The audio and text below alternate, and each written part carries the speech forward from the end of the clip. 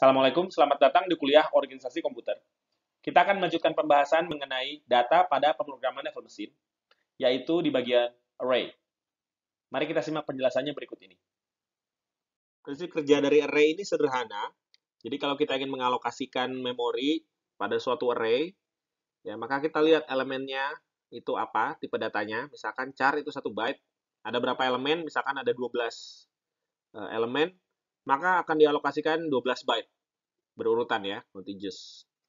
Data secara berurutan akan dialokasikan 12 byte. Kalau dia integer, ya tipe array-nya integer, elemennya berarti integer semua, ada berapa elemen? 5, maka satu integer itu 4 byte, kita akan alokasikan 20 byte. Seperti itu. Ya, kalau double itu 8 byte, kalau pointer itu juga 8 byte. Kalau ada 4, ya berarti ada 3 di sini ya, berarti 24 byte dialokasikan. Maka disesuaikan aja. Karena dia itu berurutan dan jumlah datanya, tipe datanya sama, maka kita bisa melakukan aritmetik nih. Jadi ya bisa dihitung. X tambah 4, ya, X tambah 8, X tambah 12, X tambah 16, dan seterusnya. Karena dia tipe datanya sama, ukurannya sama. Dan juga di sini alamat dari array ditunjukkan nih di sini X ya. Ini menunjukkan alamat dari array ini, sekaligus juga menunjukkan alamat dari elemen pertama pada array ini. Untuk mengakses array, sintaksnya sebagai berikut. T, A, dalam kurung bracket L ya. Mana T ini adalah tipe data, A adalah nama array-nya, dan L adalah berapa banyak elemen atau berapa panjang dari array ini. A ini ya, nama si array-nya, identifier A-nya itu juga bisa digunakan sebagai pointer ke elemen pertamanya. Ya, array dimulai dari 0. Bukan dari 1, dari 0. Elemen pertama itu elemen 0. A ini sekaligus sebagai bisa digunakan sebagai pointer ke elemen pertama. Contoh di sini int val 5, jadi nama array-nya adalah val, panjangnya 5 elemen. Kemudian tipe datanya adalah int ya di sini. Jadi ada 4 byte kali 5, 20 byte total. Dimana kalau misalkan kita deklarasikan seperti ini, val 4, ini artinya adalah elemen keempat. Ya, elemen 4 atau elemen kelima. Jadi ini 0, 1, 2, 3, 4. Val 4 berarti yang ini. Ya. Isinya itu value-nya adalah 3. Tipenya integer ya. Tipenya integer, jadi yang diambil value-nya 3. Kalau kita referensinya kita sebut val begini ya. Ya, kita deklarasikan val, maka ini adalah suatu pointer ke array ini atau ke alamat pertama. Alamat elemen pertama dari array ini. Itu X ya, sini. Ini adalah alamat ya. Gitu, kalau kita sebut val, maka dia masuknya ini X nilainya, yaitu alamat dari elemen pertama. Kalau val plus 1, maka dia juga tipe datanya adalah int star atau pointer ke elemen kedua, yaitu ini ya. Nih, elemen kedua atau X plus 4 ini. Alamat ya, ini kan int star. Ini juga alamat karena pointer. Jadi val plus 1 ini akan value-nya nilainya adalah alamat, yaitu X plus 4 ini. Alamat dari elemen kedua. Kalau kita tulis ampersand val dalam kurung bracket 2, ya ini juga int star, ini juga pointer. Ini lebih lazim kalau mau ditulis, yaitu alamat dari elemen elemen 2 atau elemen ketiga, yaitu yang ini. Ya. Itu adalah X plus 8. Ini ya, X plus 8. Alamat dari elemen ketiga atau array elemen 2. Ya. Kemudian kalau kita declare val dalam kurung bracket 5, ini dia ingin mengakses elemen 5 atau elemen ke-6. Di sini ya, kalau urutan. Ini urutan. 0, 1, 2, 3, 4, 5 di sini nggak ada. Ya, karena hanya ada 5 elemen. 0, 1, 2, 3, 4 indeks. Indeksnya hanya indeks 0, 1, 2, 3, 4 karena hanya ada 5 elemen. Yang 5 ini tidak ada, ya. Maka kalau kita declare file 5, ini akan memberikan hasil yang kita tidak tahu, ya. Dan kemungkinan akan memberikan error. Kemudian kalau misalkan kita declare begini, bintang val plus 1 dalam kurung, ini berarti kita mengakses nilai dari elemen val plus 1. Val plus 1 itu kan tadi di sini val plus 1 adalah elemen kedua ya. Val kan elemen pertama. Val plus 1 di sini.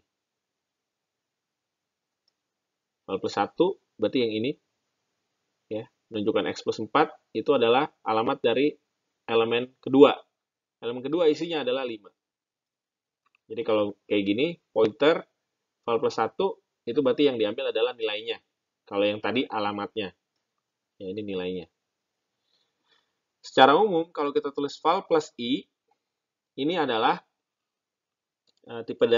tipenya instar, ya, pointer.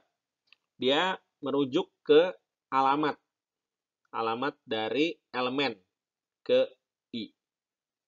Gitu. Jadi kalau val plus 1, maka elemen 1 di sini berarti x plus 4. Ya, ini i1 berarti kan 4 kali 1. Ini scaling ya. Scaling di sini. Ini otomatis dilakukan oleh compiler. Jadi kalau kita val plus 2, otomatis dia akan scale. Tipe datanya integer berarti 4 byte, berarti x tambah 4 kali 2, x plus 8 langsung di sini. Kalau val plus i di sini, maka langsung di scaling. Berdasarkan tipe datanya. Itu cara mengakses array. Berikut kita lihat contoh array. Di sini ada deklarasi array. Oh ya, di sini ada command define. Define ini bisa membantu kita untuk memberi nama konstanta ya. Misalnya kita punya angka-angka, angka 5 misalkan di sini, mungkin banyak dipakai dalam programnya, kita beri nama zlen. Jadi nanti daripada kita ingat-ingat, kita panggil aja zlen. Dan kalau dirubah zlen sini, maka nilai zlen 5 ini berubah jadi 6, maka semua yang pakai zlen akan berubah jadi 6. Lebih mudah daripada ganti satu-satu di dalam program. Define zlen-nya ini 5, kemudian ada type def. Type def ini juga berguna kalau misalkan kita ingin mendeklarasikan tipe data yang kompleks. Ya, jadi dalam hal ini kita mau membuat array tipe datanya integer yang panjangnya atau jumlah elemennya zlen. Int zipdig zlen. Zipdig nama arraynya. Tipenya integer, panjangnya zlen. Ini bisa kita singkat atau kita rename dengan type def. Ya, jadi berikutnya kita tidak perlu menulis lengkap seperti ini, cukup tulis ininya saja. Zipdig. Dia sudah menjadi suatu tipe data, yaitu array integer dengan panjang zlen. Contohnya ini, zipdig IPB. Nah, ini udah langsung. Ini satu array, 5 elemen, integer, ya, tinggal di declare nilainya berapa, zipdig ITB berapa, ITS berapa. Contohnya nanti terlihat seperti ini ya.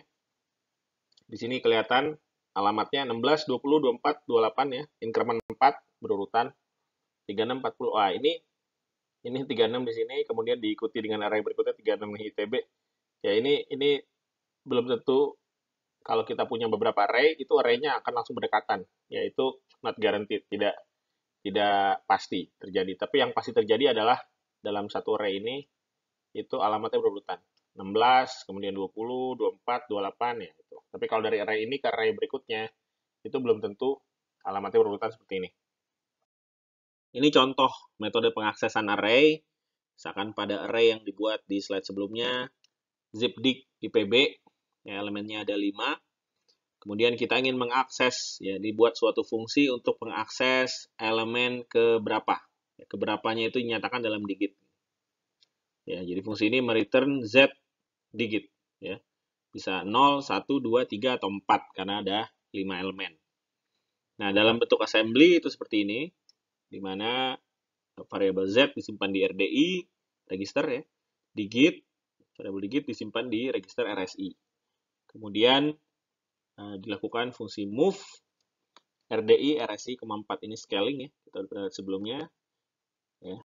Jadi ini adalah mengakses memori, alamat memori yang disimpan di RDI ditambahkan ke alamat memori yang disimpan di RSI, di scaling dengan 4 atau dikalikan dengan 4. Kita udah pernah lihat sebelumnya ini.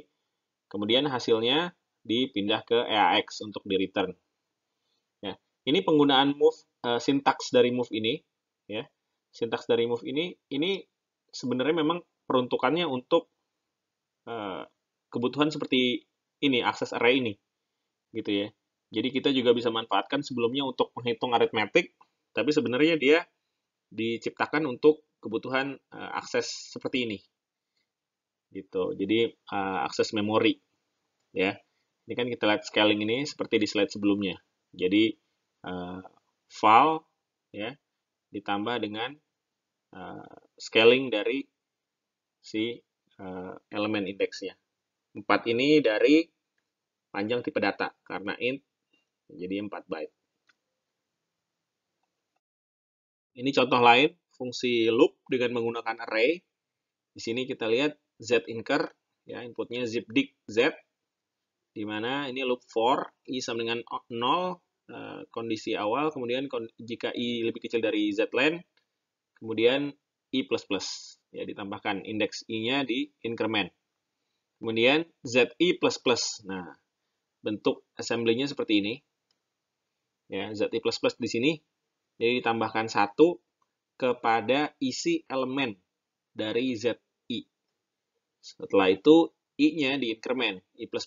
Jadi kalau ini tadinya z0, kemudian jadinya nanti akan muter ke z1, muter ke z2, dan seterusnya. Nah, setiap masuk ke elemen tersebut, masuk ke indeks z0, maka masuk dilihat berapa value yang ada di situ, kemudian ditambahkan 1. Ini maksudnya zi++. Jadi agak beda kalau ditulis begini mungkin ya. zi++ dengan zi++. Ya. Kalau ini yang ditambahkan indeksnya, bergerak indeksnya. Jadi kalau misalkan kita punya array 5 indeks gitu, 5 elemen, maka kalau yang i++ yang ini, maka kita dari sini pindah ke sini, pindah ke sini, pindah ke sini. Tapi kalau yang ini, maksudnya ini indeks dalamnya ada berapa? Kalau ada 10 tambah 1 jadi 11. Kalau di sini 5 tambah 1 jadi 6. Itu maksudnya yang ini. Ya, ini. Setelah tadi kita lihat contoh dari array satu dimensi, kita akan lihat bagaimana kalau array di-declare sebagai multidimensi, ya, atau nested array. Kalau tadi kan deklarasinya tipe data, nama array, kemudian berapa elemen. Kalau ini misalkan 2 dimensi, ya, logiknya seperti ini, maka akan ada baris dan ada kolom. Ada R dan C, row and column. Mana tipe data seperti yang sebelumnya merepresentasikan K bytes, ya, dari tipe data tersebut. Misalkan int, maka K-nya itu 4, ya. Kalau char hanya 1 dan seterusnya. Maka ukuran array dapat dihitung sebagai berikut. R dikali C dikali K, ya. Jumlah baris dikali jumlah kolom dikali panjang dari tipe datanya, berapa byte. Ya.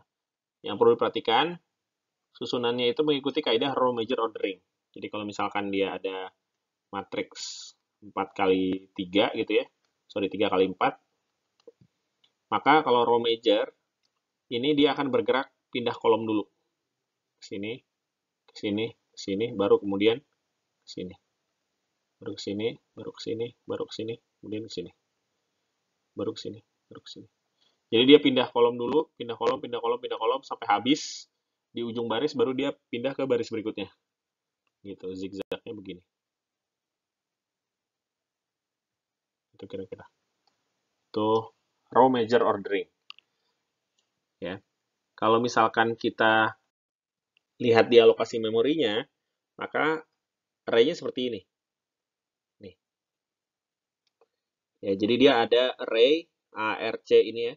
Jadi setiap baris nih, setiap baris di sini ini direpresentasikan dengan warna yang beda-beda. Ini baris 1, baris 2, dan seterusnya. Ya. Ini baris terakhir yang hijau. Panjangnya 4 dikali R dikali C bytes. Ya. 4 ini karena dia integer. Contohnya seperti ini, kalau misalkan kita define ya, sekarang pcount itu 4, ya. Kemudian kita buat dengan tipe data zipdict suatu array PGH. Berarti ini array 5 elemen ya. 5 elemen sebanyak pcount. Gitu. Pcount-nya adalah 4. Maka akan dibuat array seperti ini. Zipdict PGH 4 seperti ini. Ya, jadi ini satu array, satu elemen, sorry. Satu elemen dari PGH, ini elemen kedua, ini elemen ketiga, ini elemen keempat. Jadi ada array PGH 4 elemen. Ya. Tapi isinya satu elemen ini isinya sendiri adalah suatu array 5 elemen. Ya. Array 5 elemen karena kan kita bikinnya pakai zipdict tadi kan tipenya. Ya, jadi di dalamnya itu ada 5 elemen. Yang PGH kedua ini PGH ke-1 ya. PGH 0. Ini PGH 1 dan seterusnya. Ya. PGH 2, PGH 3. Di PGH 0 ini sendiri isinya adalah 5 elemen. 15206. Gitu. Sehingga kalau misalkan kita tulis ini indeks ya. Kalau kita tulis zipdict PGH 4 itu sama kalau kita tulis int PGH 45 ini yang RC yang tadi di slide sebelumnya. Ya, cuma kan kalau kita sudah pakai type def di mana zipdict ini sudah mencakup int dan 5 elemen array. Gitu. Nah, kita lihat di sini zipdict PGH, alokasi elemen PGH ini, PGH 0, 1, 2, 3 itu memorinya berurutan ya, contiguous. Dan tentu di dalamnya, karena dia bentuk array juga, di dalamnya juga memorinya berurutan. Jadi ini kasus di mana array dengan array yang lain itu bisa memori berurutan, kalau dia bentuknya nested array. Nah, jika kita ingin mengakses suatu baris, row ya, pada nested array, kita dapat mengakses address yang ini. Berikut ini formulanya. Ya, jadi A itu alamat dari array-nya, ditambah I dikali C kali K. C kali K ini jumlah kolom, dan K ini adalah ukuran tipe data. Ya, K itu ukuran tipe data, berapa byte, sedangkan I-nya ini adalah indeks dari baris yang ingin kita akses. Gitu. Ya.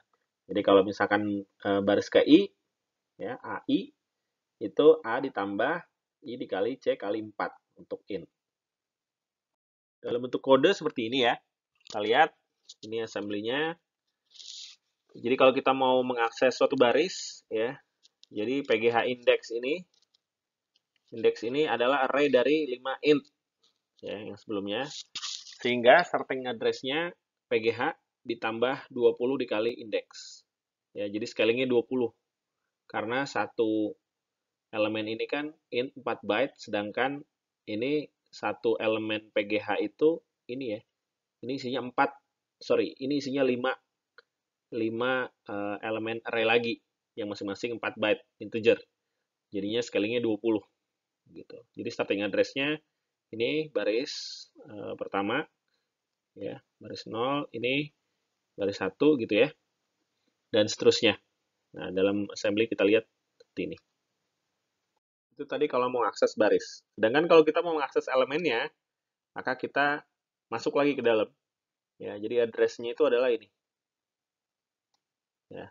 Address dari array itu ditambah, kita mau akses yang keberapa, baris keberapa, kolom keberapa, I ini baris, J ini kolom, baris keberapa dikali jumlah kolom dan dikalikan dengan panjang tipe data, ditambah ya, kolom keberapa dikali dengan panjang tipe data. Gitu, atau sama dengan ini. A tambah I kali C tambah J, ya, semuanya, kemudian dikalikan K. Contohnya ini, kalau kita mau mengakses di sini ya, A, I, J nih, A ditambah I dikali C kali 4 tambah J kali 4. Dalam bentuk kode, Ini kode assembly-nya ini. Itu mirip seperti tadi ketika kita ingin akses baris, ya, PGH ditambah address-nya, address PGH itu address si array PGH-nya, tambah indeks kali 20, ini scaling factor untuk baris, tapi kita tambahkan lagi scaling factor untuk kolom, ya, 4 kali dig, ya, ini yang scaling factor untuk kolomnya. Logikanya mirip seperti yang tadi dan cukup straightforward, ya, hanya saja kita masuk lagi ke dalam untuk menemukan elemen di baris tersebut, di kolom mana. Kalau tadi kan menemukan baris mana, sekarang kolom dari baris yang kita inginkan. Ya, I, J jadi. Setelah tadi kita lihat nested array, sekarang kita lihat yang dinamakan multi-level array. Sini kita langsung lihat contohnya aja. Sekarang kita tadi kan punya array zipdig ya, IPB, ITB, ITS, masing-masing 5 elemen integer. Sekarang kita buat array lagi, yaitu isinya pointer. Ya. Pointer unif. You count ini 3, kita define 3. Jadi array isinya pointer. Ya, 3 pointer ke array lagi, yaitu ke array yang ini. Gitu. Jadi setiap elemen dari ini adalah pointer 8 byte yang setiap pointer itu menunjuk kepada array-array ini, zipdig ini. Ilustrasinya seperti ini ya. Jadi kita punya di alamat 160, nih alamat 160 itu kita punya pointer ke alamat 36. Ya, di alamat 168 kita punya pointer ke alamat 16. Ya, jadi ini yang ini array ini itu ini array unif. Isinya pointer lagi. Pointer ini alamat 36 kalau kita susurin alamat 36 di sini itu array 36 sampai 20 byte setelahnya sampai 56. Itu satu array lagi. Gitu. Itulah makanya kenapa dinamakan multi level ya.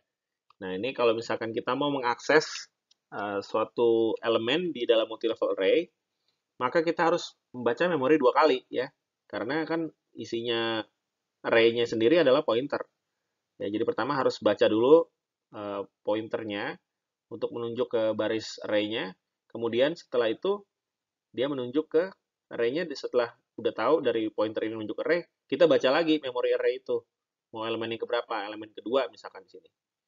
Gitu ya. Atau elemen kelima yang terakhir sini. Itu. Sintaksnya bisa dengan seperti ini ya. Memori mem unif tambah 8 kali indeks tambah 4 kali digit. Ini karena pointer ya. Scale faktornya ini karena integer.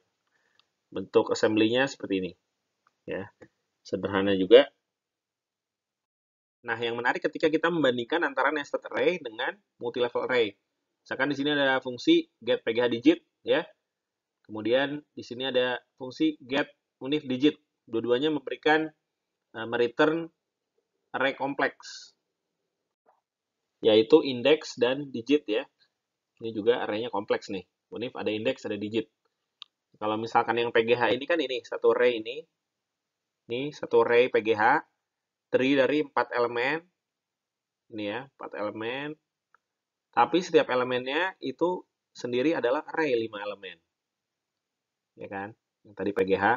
Sedangkan kalau yang ini tadi unif, ini multi level, yang ini multidimensional atau nested ya. Kalau yang ini multi level di mana dia array dari suatu pointer. Jadi array dari unif ini adalah isinya pointer. Ada 3 elemen pointer. Masing-masing pointer ini menunjuk kepada suatu array ya yang punya 5 elemen. Gitu. Nah, bedanya apa? Yaitu di address computation atau perhitungan alamatnya. Kalau yang PGH itu kalau kita mau akses alamatnya itu adalah di alamat PGH-nya ditambah 20 kali indeks ditambah 4 kali digit. Ya, ini baris kolomnya ya kalau dalam bentuk 2 dimensi. Sedangkan kalau misalkan di multi level array itu yang pertama kita adalah alamat dari, kita harus cari dulu alamat dari si array pointer unif ditambah 8 kali indeks karena dia pointer ya, 8 scaling faktornya 8 byte. Kemudian ini alamatnya di mana ya. Baru kemudian ditambahkan 4 kali digit karena ini integer array-nya. Nah, itulah alamat dari si multi level array. Kalau ini alamat dari nested array. Jadi metode yang tadi bisa dipakai juga untuk mengakses matriks ya, misalkan matriks n kali n. Karena kita tahu matriks itu pada dasarnya sebenarnya adalah array yang multidimensional ya. Jadi kalau di matriks dengan fixed dimension seperti ini ada beberapa contoh ya. Kita mau mengakses matriks yang kita tahu dimensinya. Sebelumnya ini udah di define dan type def fixed matrix. Kemudian ini kalau misalkan bentuknya variable dimension dengan explicit indexing. Jadi indeksnya kita ketahui, kita fixkan ya. Jadi kita dapat elemen aij itu dengan fungsi seperti ini. Ya, return a indeks dari nij. Nah, yang lebih baru sebenarnya nggak terlalu baru, tapi dibanding yang dua ini lebih baru itu adalah variable dimension dengan implicit indexing. Ini, di mana kita mau akses elemen dari matriks n kali n, a, n, n. N-nya sendiri itu juga variabel yang jadi input dari fungsi itu. Ini udah disupport oleh GCC compiler sejak tahun 99. Ini contohnya kalau kita mau akses matriks 16 kali 16, maka dari yang sebelumnya integer nih, K-nya 4 byte, C-nya 16, berarti C kali K ini adalah 64 ya. K-nya 4. Maka address A-nya itu sama dengan,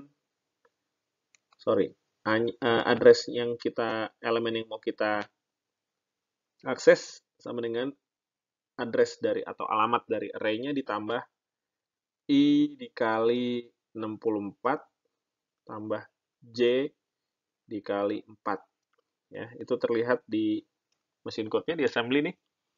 Ya. Shift arithmetic left berarti dikali 6, 2 pangkat 6, 64 ya. 64 kali I, kemudian ditambahkan dengan ini ya, A, address-nya si array-nya. Kemudian ditambahkan dengan 4J X kali 4 nih, dan diakses memorinya ya, alamatnya, ambil alamat di situ. Nah, baru kemudian pindahkan ke AX atau return. Ya, ini kalau kita mau mengakses suatu elemen dari matriks 16 kali 16. Nah, kalau kita mau akses matriks n kali n, logikanya mirip seperti yang sebelumnya 16 kali 16, tapi di sini kan n ya, kita tidak tahu ukuran matriksnya seberapa gitu. Jadi C-nya ini sama dengan n, K-nya tetap 4 ya, contohnya sama. Gitu. Ini di contoh yang ketiga tadi ya, di baris n kali n matriks slide sebelumnya. Ini kita lihat compiler mengimplementasikan imul. Ini sebenarnya adalah suatu fungsi yang resource-nya cukup banyak ya. Biasanya dihindari. Kalau yang sebelumnya kita hanya bisa dengan menggunakan shift arithmetic left gitu ya, move. Kalau di sini kita harus pakai imul, multiplication. Kenapa? Karena kita tidak tahu ukuran matriksnya berapa. Ya, ini nanti baru digunakan load effective address seperti biasa untuk arithmetic perhitungan. Seperti itu. Jadi logikanya mirip, tapi implementasinya lebih rumit. Karena kita tidak tahu sebelumnya berapa ukuran matriks yang akan dikomputasi. Demikian penjelasan singkat mengenai array. Semoga dapat membantu teman-teman untuk memahami. Terima kasih atas perhatiannya. Assalamualaikum.